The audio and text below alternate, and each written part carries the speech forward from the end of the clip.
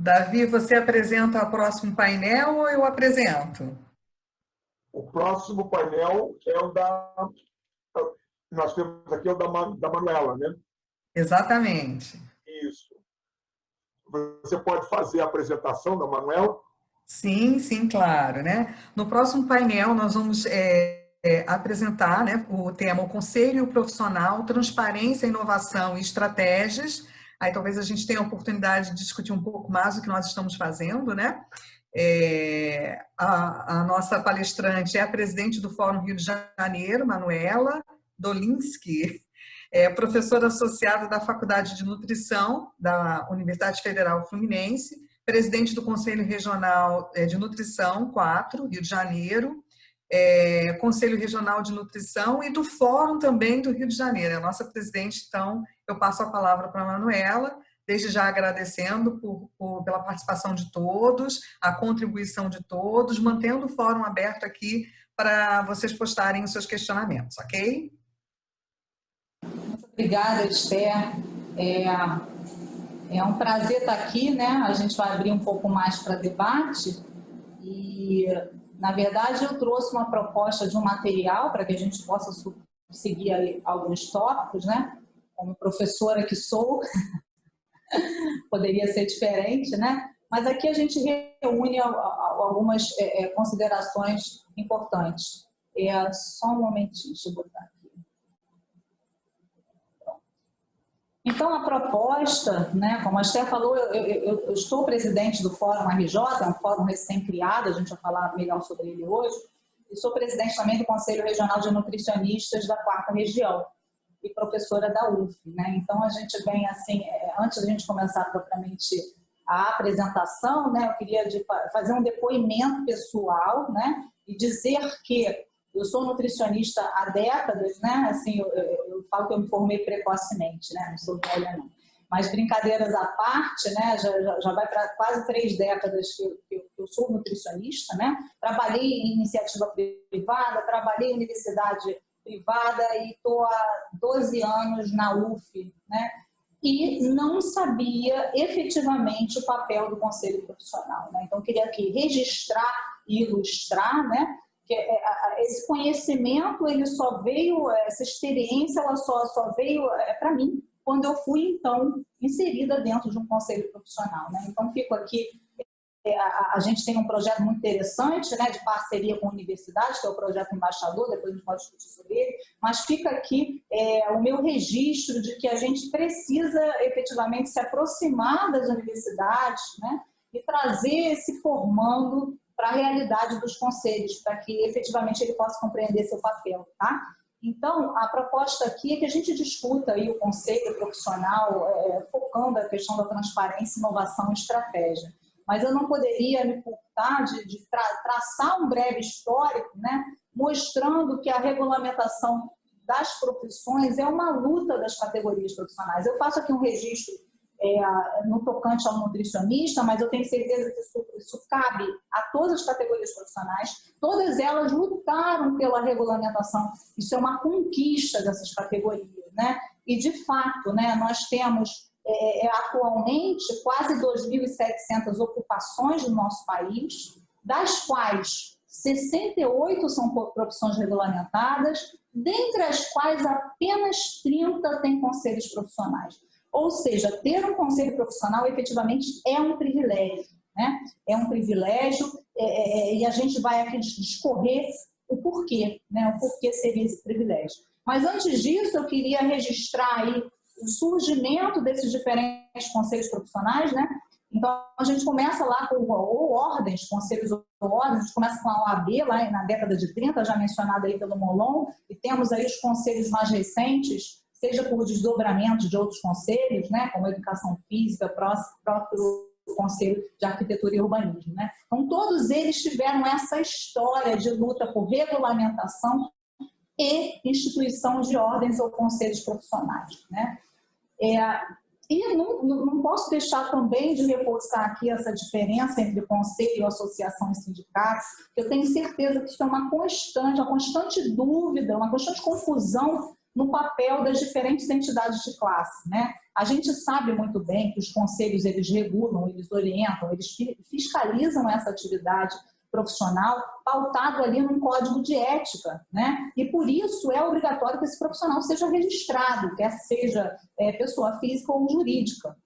Já as associações, elas têm a grande objetivo, né, de promover a atualização e aprimoramento profissional, né, além de divulgar mais a profissão, as diferentes profissões. E o sindicato, ele é pautado na orientação e valorização salarial, além de assistência jurídica para esse profissional, né? Então, é bom que a gente pontue as diferenças entre entidades de classe, porque muitas das vezes os conselhos são cobrados por um papel que não é efetivamente dele, né? Eu me recordo muito bem de um grande evento, o CRN4 participou, né? E entrou então um nutricionista e falou assim, mas o conselho não faz nada por mim.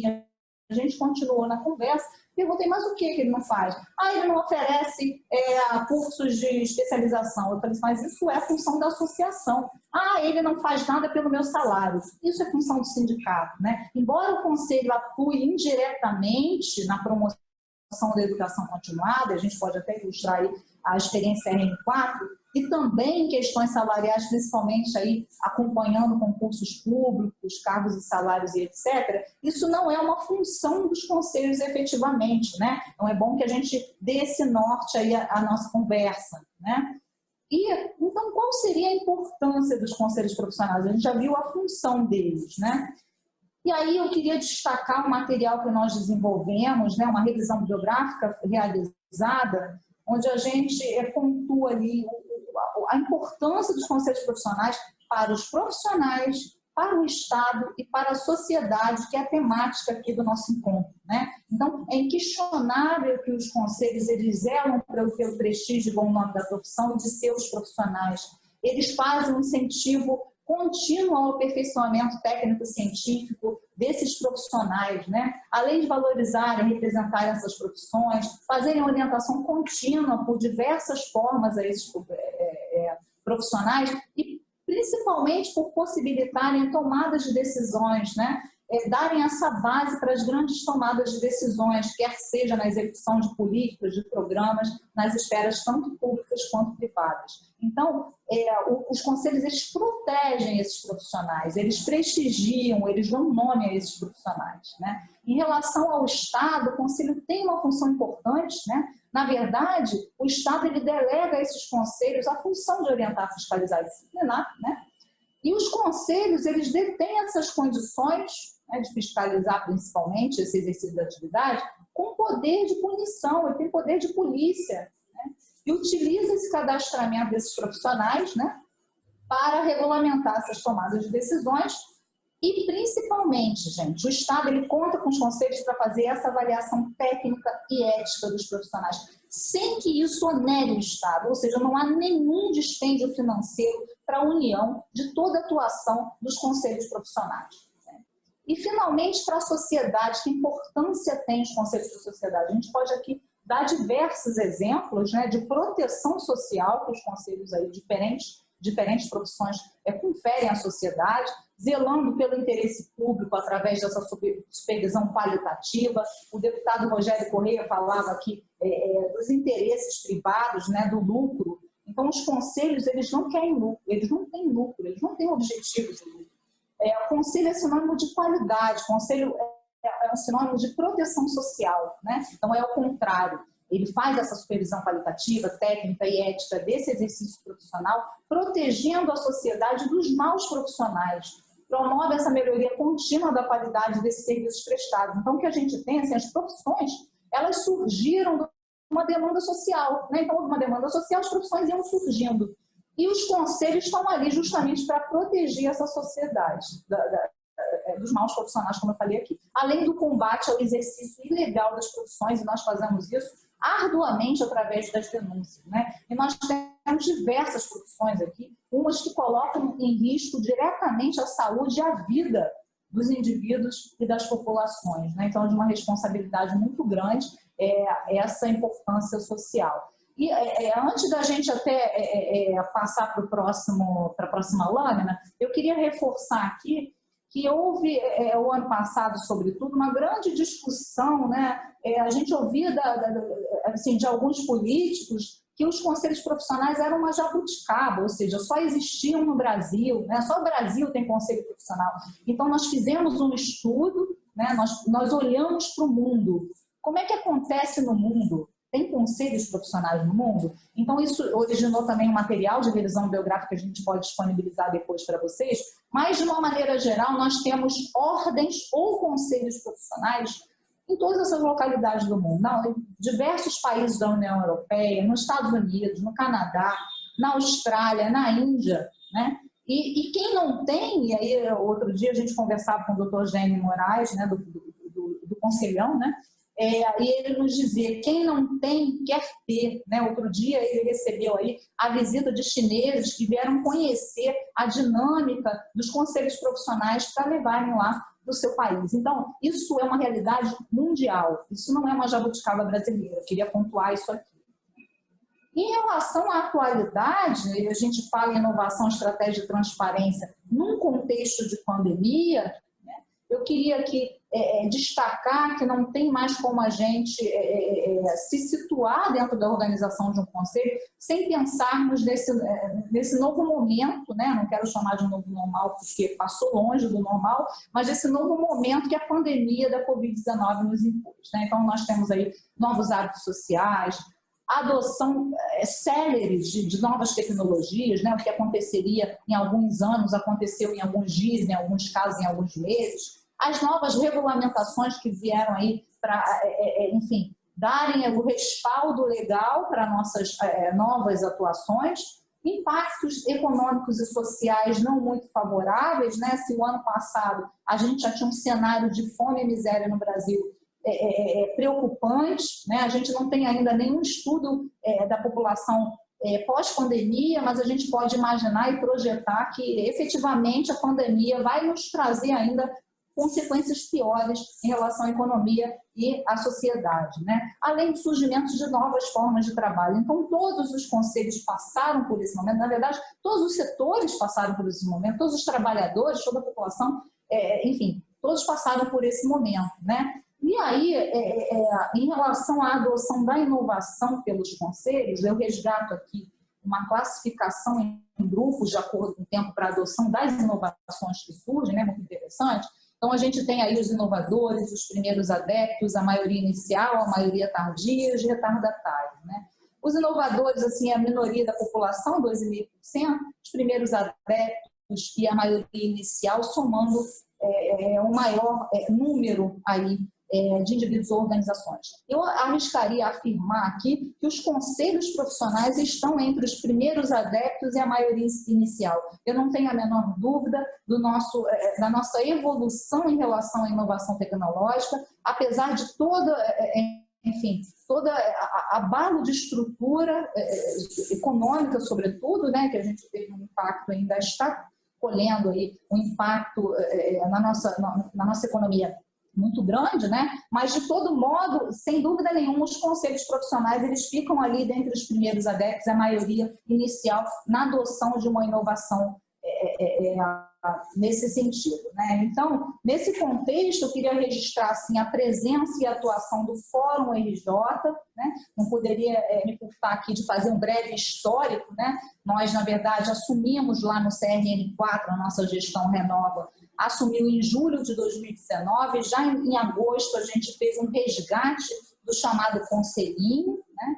E então nós começamos a fazer reuniões mensais num modelo que era um modelo itinerante, cada mês um conselho profissional recebia a gente, era uma dinâmica de dividir um pouco o trabalho, obviamente, mas também da gente conhecer as diferentes realidades dos conselhos profissionais, né? E foi, assim, desde então um momento, assim, de muita troca de experiência, a gente avançou e trouxe aí benefícios para dentro dos nossos conselhos profissionais com essas trocas, eu não tenho a menor dúvida disso, né? Então, a gente discute aí, dentre outras ações e outros contextos, as condições de trabalho, os concursos públicos, né? Várias medidas a gente tomou em nível de ofício já nessa época, né?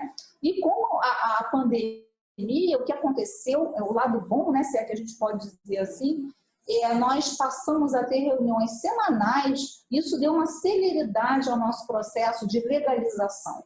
Então, em 15 de julho do corrente ano, nós nos tornamos, de fato, uma associação legal, com estatuto registrado, convocado por assembleia, com uma diretoria eleita, né? Como eu coloquei aqui no início, o Fórum RJ funciona nos moldes de mais outros 2 fóruns no Brasil, um no Rio Grande do Sul e outro na Bahia. Então, nós somos o primeiro na região sudeste, nós somos o primeiro no estado do Rio de Janeiro, né? E como vários outros encontros, né, e ações, nós emitimos diversos ofícios, desde ofícios para reitores de universidades, aí nos colocando sobre a prática de estágios curriculares remotos em tempos de pandemia, até mesmo a questão de nota conjunta sobre a importância do uso de EPI. Nós estamos concluindo o mapeamento da situação de saúde e condições socioeconômicas dos profissionais durante a pandemia. Todos os conselhos estão participando aí, desse registro e desse mapeamento também como um passo muito importante para que a gente, então, trace ações de apoio a esses profissionais. E também uma pesquisa inédita, né? Um mapeamento da situação de saúde e das condições socioeconômicas dos nossos profissionais aqui no estado do Rio de Janeiro, né? Além disso, a gente também fez aí tivemos aí várias atuações frente à pandemia, sobretudo por questões aí de concursos públicos que descumpriram o edital, quer seja falta de EPI nos serviços de saúde de diversas localidades no estado. Enfim, a gente vem aí uma frente bem atuante e digo a vocês que uma ação, posso dizer que uma das mais importantes do Fórum RJ é justamente esse evento, né? Então, nós participamos aí, enquanto o Fórum RJ já legalizado na reunião da Frente Parlamentar coordenada pelo deputado federal Rogério Correia, e nessa frente, com a participação de centenas de conselhos profissionais, nós conseguimos emplacar uma pauta, né? Então, essa frente, ela traçou 4 pautas, uma delas era do Fórum RJ, e era justamente a organização e proposição desse grande evento nacional que discutisse um pouco dos conselhos profissionais. E conseguimos, assim, com muito sucesso, né? Nós tivemos, agora atualizando aí os números, quase 450 inscritos, temos a participação aqui, já tivemos um pico aí de quase 150 pessoas e, como eu falei aqui também, de dezenas de estados do Brasil, né? Eu listei aqui no início, estados de todas as regiões do país, diversos profissionais, uma lista que são 3 páginas, né? Que eu não vou me alongar reforçando, mas de fato a gente conseguiu, em termos de amplitude, em termos de diversidade, trazer aí os profissionais da sociedade, os estudantes, temos estudantes também, para essa discussão tão atual sobre a importância dos conselhos profissionais, né? E, como eu falei aqui, o fórum foi legalizado em 15 de julho, né? Então, assim, a gente teve uma breve ação durante a pandemia para essa legalização, né? Então, em assembleia de fundação do Fórum RJ, foi aprovado o Estatuto Social, foi eleita a diretoria, foi eleito o Conselho Fiscal. Nós chegamos aí um mandato de 2 anos, né? Em 15 de julho de 2022 a gente termina, né? E os documentos da Assembleia foram devidamente registrados lá no Registro Civil de Pessoas Jurídicas, né? E a partir daí o Fórum RJ passou a existir juridicamente também, sendo uma associação civil sem fins lucrativos. E eu queria concluir aqui a nossa fala com uma reflexão do Einstein, né? Eu vou aqui repetir essa reflexão dele. A crise é a melhor bênção que pode ocorrer com as pessoas e países, porque a crise traz progressos. A criatividade nasce da angústia, como o dia nasce da noite escura. É na crise que nascem as invenções, os descobrimentos e as grandes estratégias. Deixo aqui o meu muito obrigado e queria abrir aí para as perguntas e discussões.